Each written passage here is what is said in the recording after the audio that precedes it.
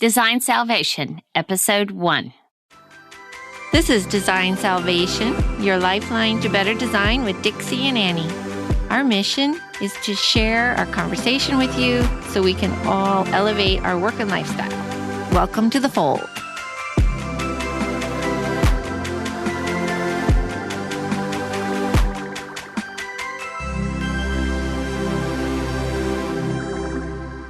Hi, everybody. Welcome to Design Salvation, where we preach the gospel of design. I'm Annie Lundquist. And I'm Dixie Stark. And we are here to help, really help you. Yes. That's our goal, is to create a little community so we can all solve our problems together and not work alone in isolation. And we can help by telling you all of our failures and successes. In a good way. In a good way, because we have decades of work between us. So oh, my goodness. We want to share. That's an understatement. We want to share. And Dixie came to me a few months ago, and it was really fun because she brought up this podcast idea, and I was thrilled because I'd had an itty-bitty dip-a-toe in Facebook, Instagram video concept where we talked about design and elevating, and it was so cute. It was cute. It was not so a lot cute. of content, but super fun. It was so cute. Thank you. Yes. But so a lot of people probably know you from that. They're not going to know me, but they're going to know you. I think very few people know me. It from doesn't that, matter. They'll get to know us, right? They'll get to know Yeah, us, of course. And we want to help create that community that we felt. We want to. Yeah. Absolutely. We want to create this opportunity for people to relate to our experiences or learn from our experiences, laugh with us, cry with us. Yeah, we have a lot. And that's why we will be doing confession later. Yes, we will. Yes, we will. Confessions are a part of the healing. That's a part of the healing process. So true. You're healing from afar, listening, and our healing. We're right in the thick of it. We're right in the thick of it. We had a little confession session when we walked in the door today. Yeah, we did. We always do. But we that helps. always do. Just helps. Girlfriends are great. Yeah. So in last week's podcast, we had our favorite drink, which is grapefruit and Prosecco. And we had to re-record. So we drank a little more than we had bargained for. And it was so delightful. Kind of. And it felt a little springy. It felt very springy. It's a beautiful color. And but that sort of wrecked the lining of my tummy. Yes. All that grapefruit. So today we are going to have a shot of probiotics. Yeah, I don't even know how to pronounce this thing. I don't either. It's this tiny little shot of something. I'm a little scared of it. I am too. It probably tastes terrible, but we've got to work on our gut health. It looks gross. Yes, it does. It's in this tiny little container. It's called Yakult. Yakult? I don't know. If you've got yours open, we're going to drink it together because are we doing this now? Oh, we're doing a shot. Here we go, babe. Oh, my gosh. I hadn't even gotten mine open. Get it open. So this is, so I fed Annie a little bit too much grapefruit juice in her Prosecco and grapefruit juice, I guess, last week. So anyways, Annie has an ulcer. And so now that Annie has an ulcer, I have to drink her That's right. junkie. She's with this me. is awful. Because I was supposed to bring a beautiful cocktail, but it's going to be. Yeah, and she showed up with this probiotic, and I'm like, what the heck? No alcohol. Okay, ready? 1, 2, 3. 1, 2, 3. Oh. Ooh. Well, it is kind of like a creamsicle. And chalky. It is chalky. A little chalky. It's not terrible. Oh. Thank God it's just Okay, I'm going to finish mine. One more shot. One more Ready? time. You finished yours already? Yeah, I got to go fast on those drinks. I'm going to drink some water now. Okay, I'm going to nurse it a little bit. Oh. But okay. There you go. All right. Well, anyway. Let's talk about grapefruit, though. Let's talk about grapefruit. It's kind of our point of departure, our POD, as we like to say. It's going to be our sermon. Our loose concept. So it turns out we both love grapefruit. Yeah, but we didn't know this. No, we didn't. We have spent a lot of time together and did not realize that we both have this passion for grapefruit. You actually wear the fragrance every day. I wear the fragrance. And what brand is that? Oh my gosh. It is it's a French, it's called Maitre something perfumer. Here we go. She doesn't even know. I can't say anything in French. But anyways, it's a lovely fragrance that you can only get really imported from Paris. So Woo-woo. that kind of goes on to my confession a little bit later. But even better. Okay. yeah, I have a little confession about that, but it's about a 20-year-old confession, but we'll go there in a little bit. But it's really wonderful. And then right now, what are we doing? We're burning. We're burning Nest we're burning our candles. Nest candles, which are grapefruit. Best grapefruit fragrance It's really we think out there. Yep. Because it's pretty light. pure. It's light, but it's pure. Very much It's not blended with another floral or what have you. But we'll put a link on our website because the Nest candle is available at different retailers and what have you. But you can just order a small little version, which is what we have. I wish we had a video camera so you could see it. Yeah, we're just a burning small candles little version right here. here in our recording session booth thingy. Yes. So it's kind of cool. It is kind of cool. And those are by the Slotkins, a very stylish couple. Which you know a lot about. Well, I know a little bit about them. I follow them on Instagram. I think they're such a nice little family. Laura Slotkin, she's the head of Nest, and she is just the most beautifully dressed creature, and they entertain gorgeously, easily, They lavishly. live well. They live have, well. They have pumped it up. Oh, they have pumped it up big And time. they should you know, only pump the rest of us up. And then Howard Slotkin has a book called Fifth Avenue Design that we should also put that on our website. We should put that on our website. Yeah. It's not for everybody, but I'll tell you what I took from it because it's kind of interesting. He has a very layered European more is more effect, which is not for everybody. And I remember when I got the book for Christmas, I was so excited. And then I opened it up and thought, it's a lot. This is heavy. This is too much. I don't like it. And then I started to read the text and how he lives, how he came about to design all the little spaces. It's the most thoughtful book I've read and really opened my mind to designing down to the bottom of your toes to the top of your head kind of thing. You know, when I looked at that book, the word intention came to me. And it was very intentional, the things that he does. Like you mentioned to me when a guest comes, the type of hangers that their robes are on and the fact that they have robes in their closet and then they get their newspaper and it has a ribbon around it. So it's very intentional with an enormous just attention for detail, just a real big focus of that. And it's like, wow. It's beautiful. So it may be layers upon layers upon layers, but part of that layering process was his attention to detail. Exactly. And it's just manners in a way. It's just how to treat your guests really lavishly and make it a special event for them without, once you have all that stuff in place, you don't have to recreate it every time.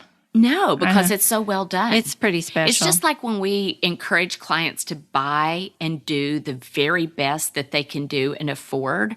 Once you get those elements in place, then it's so easy to entertain. It's so easy to feel comfortable at home because it's already done and it's created the way it should be and the way that, you really do want to elevate yourself to live. So I love to entertain. And when someone asked me once, I was being interviewed for this magazine and they are asking me about entertaining and what's the best tip I could give. And the best tip I had was have the entertaining pieces that you need, like have the big trays, have the serving tongs, have the coffee cups, have the things you need, and then it's kind of effortless once because you've got all the elements in place.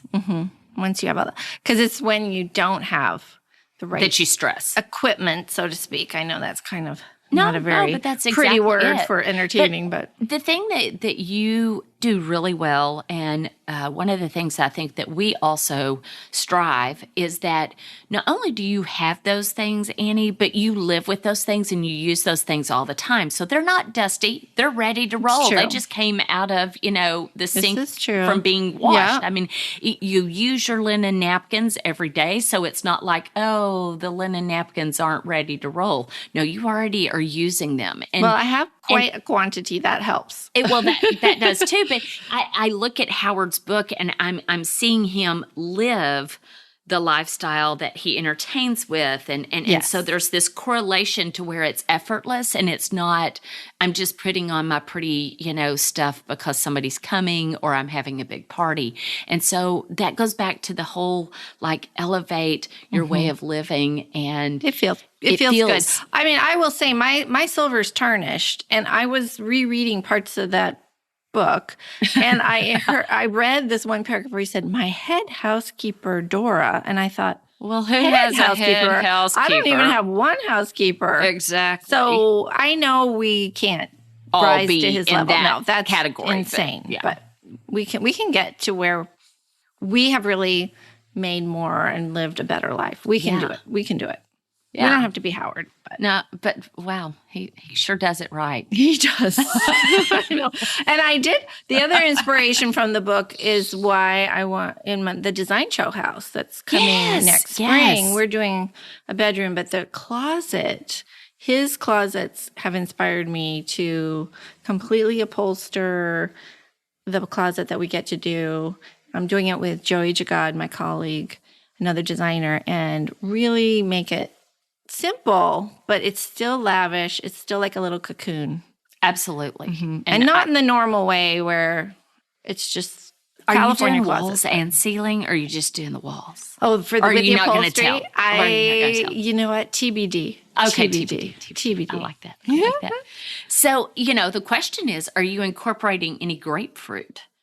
Oh, absolutely. Well, Okay, so let's talk about let's talk about color and design, and let's talk about more of the design process when you're discussing those things. Yes, grapefruit can be a color.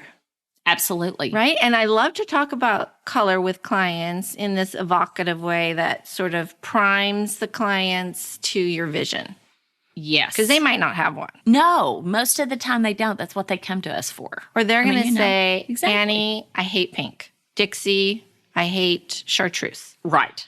And you're like, well, okay, this is not actually pink. This is grapefruit pink or watermelon pink or ice pink or one of those beautiful, or mossy green or spruce. Just get them a little out of their rut.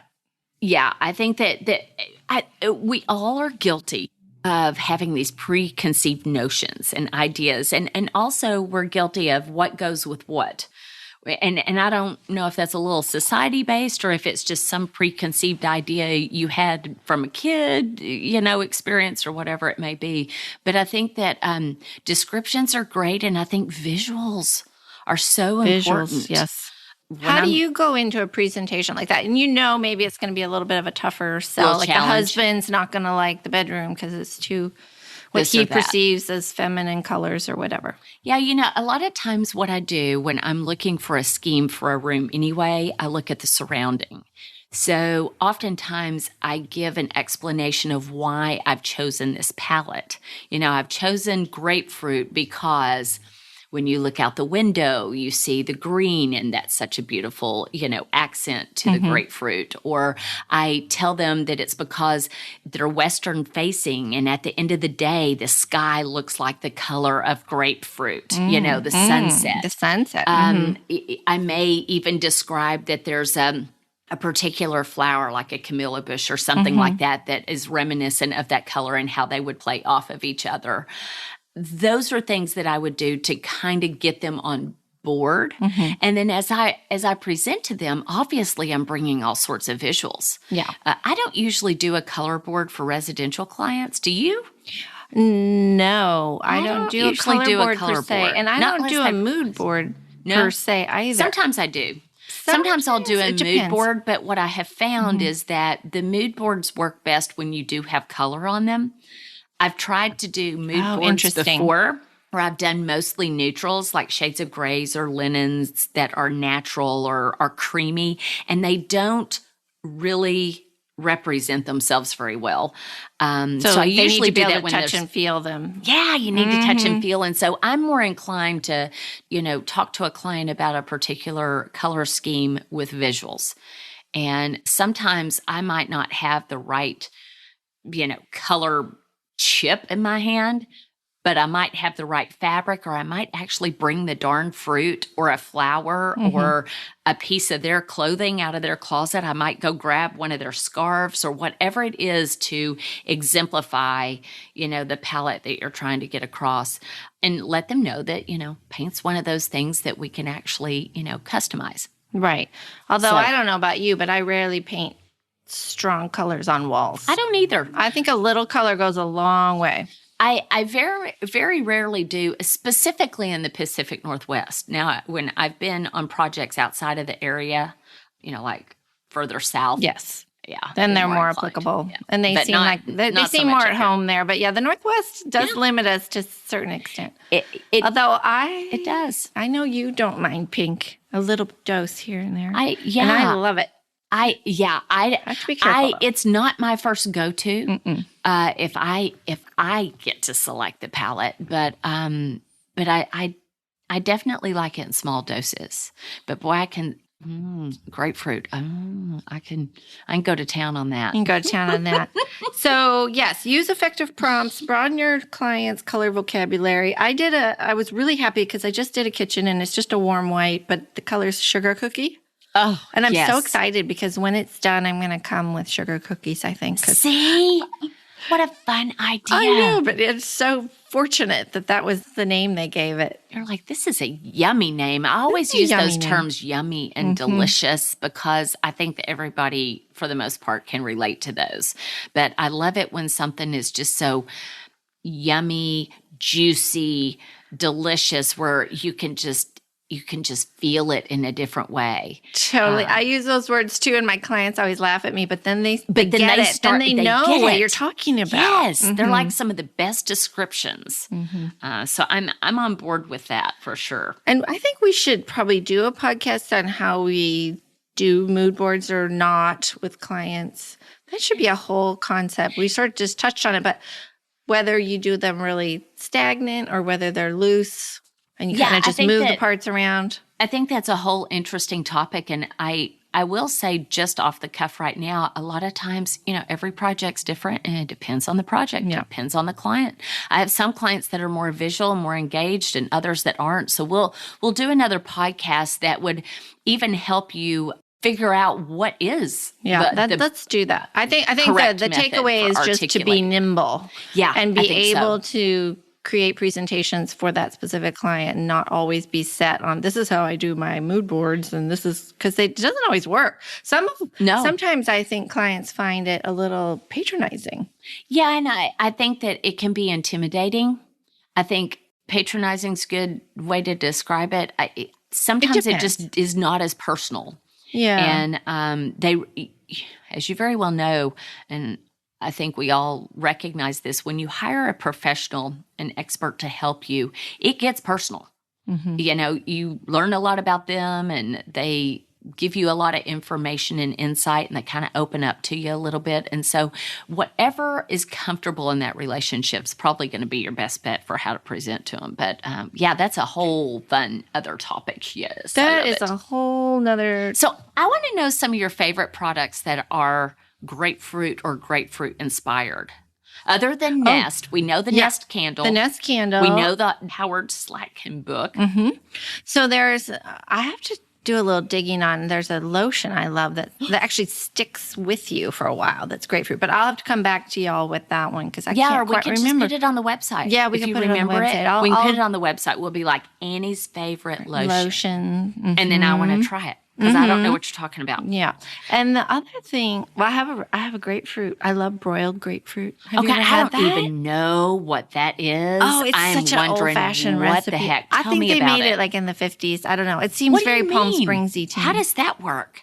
Like you leave it in its skin? You slice it in half, and then you do your little serrated, cut out the sections, but leave it in there. Do you have you have grapefruit spoons, don't you? I don't have grapefruit spoons. I know, right? I know. This might be a must. Okay, yeah, go ahead. I have to gift Except you can't have grapefruit anymore because you're like... I can't have grapefruit because of my ulcer. And you're making me drink this Yakult. Yeah, Yakult. Okay. So then you put brown sugar and you mix it with a little bit of melted butter and some cinnamon. And then you put that on top of the grapefruit and then you put it under the broiler for 2 or 3 minutes. and then you serve it. So it's kind of hot and warm and sugary on top, and then that cold little bitter at the bottom. So interesting. And it's so pretty. It's pink grapefruit. Pink grapefruit. Yeah. Yeah. Those really yummy pink grapefruits. And I have used grapefruit for table design. You know, I've made like a fruit display on the table, and really lovely. I've done vegetables too, but grapefruits are pretty. Do you have those brought in from Florida? No, I don't. I go to the grocery store. I go to Met Market where they have the most beautiful stuff ever. I feel like somebody has sent me like half a crate of grapefruit or something. Oh, probably, for Christmas. But no, I just go to the grocery store. And if it was you, and I don't remember who you were, I'm sorry. I'm real sorry. But I feel like we used to get like citrusy things from Florida for Christmas. Oh, probably. Maybe I dreamt that. I don't know. We'll see. Okay. Okay, so you what do you call that? Broiled grapefruit. I'll put that on the website. Yeah, a little recipe or something up there, because you know what? First of all, I'm not going to cook it, but I'm going to have you cook it for me. Oh, you We're come gonna do over. that. I'll make it for you. We'll have brunch. That's my favorite. Okay. Meal. Is that not the best meal to do It is for the guests? best meal. It's so easy. It's so no fail. There's no stress. And it's my favorite meal. Well, sure. Who doesn't like brunch? Yeah. I love that. Brunch is That's the what I do best. for Easter too, because it's Do so you dang do easy. Easter brunch? That's the best. Oh, yeah. No stress. Okay, Yeah, so you're right. You're right. Okay. Girlfriend, are you going to Okay, confess so now? Sister Annie, I Oh, don't tell me. I think I got through this just fine. I don't know that you have to like punish me or make me do anything, because I was a big brat, but this was 20 years ago, and you know, in the beginning of the show you asked me about my perfume. Yes. Okay. So let me tell you this story about the perfume, because I almost spilled the beans earlier, but then like I had a feeling you were going to ask me for a confession, and so I'm holding out. Okay, so I went to Paris for my honeymoon almost 20 years ago next month. Oh! And my husband and I, all newlywed and whatnot, are staying in this part of Paris. I couldn't even tell you where we were because I was just so young and naive and had never been to Paris before. And we walked around the corner, and there was this most amazing little boutique. And it was this Maitre de Perfumer, Gantier, something. And I'm not kidding you. Our recording booth is probably, what is it? Maybe 8x8 that we're sitting in. Maybe. This is the size of the shop. This is the exact size of the shop. Cute. I'm not kidding you. Oh, it was I love teeny, it. teeny. And all it was were these deliciously gorgeous, sparkling little perfume bottles just everywhere. Well, I was familiar with this line of perfume, but I had not purchased that you can't it. pronounce. That I can't pronounce. That I had not purchased for myself because it was expensive. And so I walked around the corner and I recognized the bottle, and I was like, oh my gosh. And so, I dragged Jay in there, and he's like, oh gosh, could care less. But I happened to find the most amazing, how do you pronounce it, Annie? Pamplemousse perfume. So we go to check out, and I'm so excited because I've got my perfume that I'm thinking I'm going to wear this the rest of my life. I love it that much. I'm never going to tire of it. It smells so amazing. And I look over in Jay's hand, and he has 2 more bottles of it in his hand. Oh, like he's going to stock you up. No. Oh. I look over, and I'm like, honey, I don't need that much. He said, oh, no, I'm getting this for my mom and my grandma. No. And we got in the biggest Of course you did. fight on our You honeymoon. cannot have grandma and mama smelling like Thank your you. wife. Oh, hallelujah. No, you. The other thing is, at the time, this was $150 bottle of perfume. And you don't I'm spend thinking, that on your are you nude. kidding me? Not only are they not, I'm like, I said, no. Uh-huh. And he said, well, honey, like, what am I going to take them back? And I said, nothing. A box of And chocolates. I was the biggest brat you've ever seen. I would be too. And I don't think there's a woman out there who couldn't relate to this story. I think you were absolutely about correct. Had a heart attack. I was like, no. You are not going to give my perfume. Of course, I had coined it my perfume. You are not going to give my perfume to your mother and your grandmother.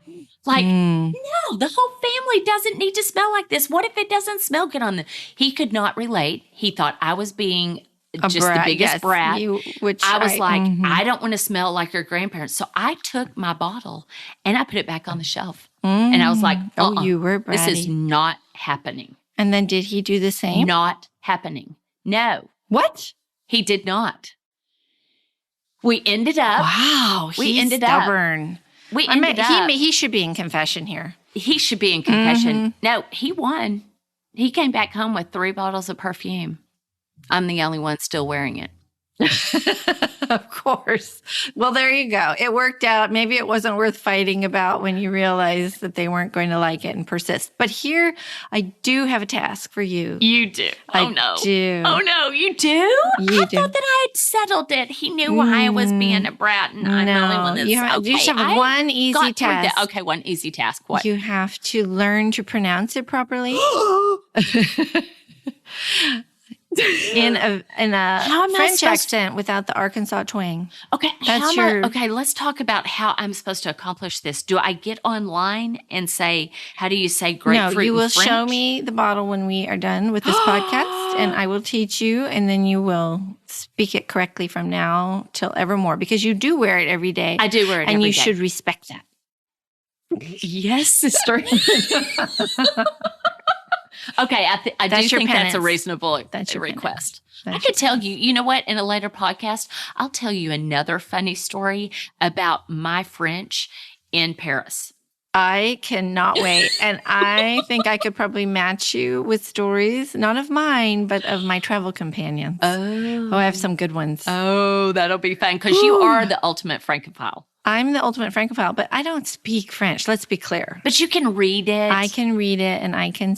You are very muddle along, yeah, but you're very okay. You're very skilled. Well, this was our grapefruit podcast, which is kind of fun. I kind of like a loose topic. There's like a lot of products with grapefruit that we will put on the website, and we'll probably put a couple of fun things relevant to it on our Instagram, and that's designsalvation.com. You guys don't forget that. That's right. Y'all don't forget. Okay, so this is Annie and Dixie, and by the authority vested in us, after decades of design experience, in the name of our design father, Billy Baldwin, our design mother, Sister Parrish, and the design Holy Ghost of Albert Hadley, we send you off into the design world to do good works. Peace be with you. And all the congregation says, Amen. Hey, y'all. Don't forget to follow us on Instagram, Twitter, and Facebook. You can also find us at designsalvation.com, where we'll have the past podcasts listed as well as show notes. Hope to see you there.